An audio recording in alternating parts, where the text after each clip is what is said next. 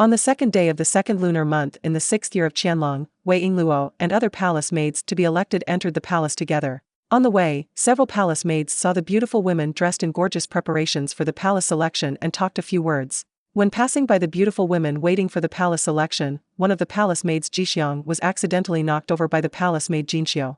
The bucket wetted the skirt of the beautiful girl Wu Yingdai. Wu Ye was furious and said that the clothes were specially prepared by her for today's palace selection, and at the same time refused Jixiang to help her clean the clothes. Jixiang asked Wu Ye to spare her life, and Wu Ye asked others if they should spare Jixiang. The showgirl Lu Wanwan said that Jixiang was not intentional, and hoped that Wu Ye would spare her but was rejected. Aunt Fong stood up and told Wu Ye that these maids were all stupid like pigs who had just entered the palace, and they would be beaten and scolded, so don't be angry with your body. Wu Ye said that since Jixiang had soiled his clothes, he would pay with his hands, and stepped on Jixiang's hand with his feet. Seeing the auspicious and painful appearance, Yingluo stepped forward to stop her, and told Wu Ye that although she was not qualified to be merciful to her, today is Wu Ye's palace election and the day of great joy, and it is not advisable to be contaminated with blood and mislead the little master's mood. Wu Ye deliberately made things difficult for her to say that her shoes were also dirty. Yingluo explained that Wu Ye had carved a lotus flower on the sole of her shoe with ingenuity, but there was one thing missing. Then she mixed her sachet with the powder in the exquisite sachet and smeared it on.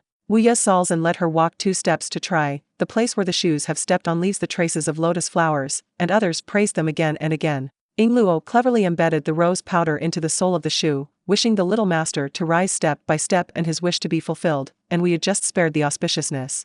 The palace maid Jinxiu also wondered why Jixiang was so stupid and almost hurt everyone, and Aunt Fong said that the palace maid should not only be lip-smacking and must have real skills. Jixiang asked Yingluo why Wu Ye was so bad and wanted to help her get elected, but Yingluo said that she often heard that things in the palace depended on good and bad things, and it was uncertain whether it was a good thing or a bad thing. Empress Fucha was pruning the branches, and the maid Mingyu told Empress Fucha that the palace selection was coming soon, and she should prepare earlier. Empress Fucha thinks that it has nothing to do with the beautiful girls competing for beauty today. Mingyu said that if the empress didn't go, she was giving the chance to Chuxiagong but was interrupted by Erqing. Erqing said that the selection of the palace was a major event, and persuaded the empress to go and have a look, otherwise she would be blamed by the empress dowager for ignoring her official duties.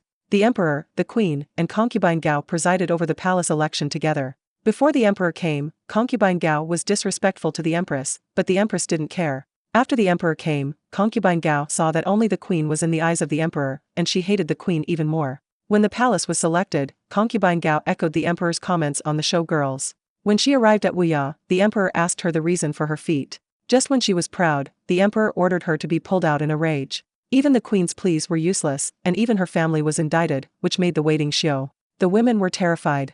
The emperor chose her because Nalan Chuanxue followed the old customs of Manchuria, and then left after disappointing, and Gao Guifei immediately resigned, leaving the queen alone. The ladies in the palace were embroidering, and Jixiang was ridiculed by Jinxiu because of the injury on her hand, which had blood on the embroidered cloth. She asked Ling Long, who was friendly with herself, for help but was declined.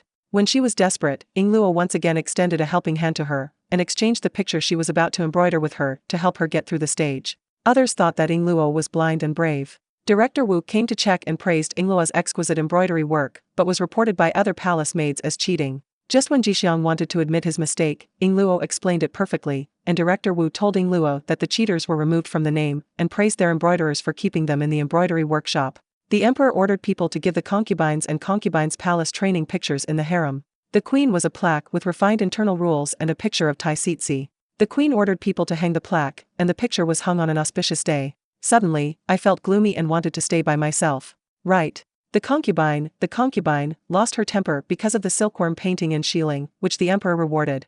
Upon seeing this, the concubine's attendant, Jia Concubine, said that the emperor wanted everyone to follow the example of the virtuous concubines in ancient times to suit the arrogance of the imperial concubine. The concubine asked the emperor Jubi what he meant, and Jubi guessed that these 12 pictures represented the image of the ideal concubine in the emperor's heart. Concubine Xian's Yinyang grieved for her, but concubine Xian didn't care. The emperor said that he felt that the harem beauties were too idle, and he gave the palace training pictures to let them think about it for a while and find them clean. When the concubines and concubines were in bed, concubine Chun was ridiculed by the imperial concubine because of her illness in the future. Nguyen discussed with everyone to visit the sick, but the imperial concubine said that they did not need to worry about the care of the queen. Nguyen felt sick and took leave.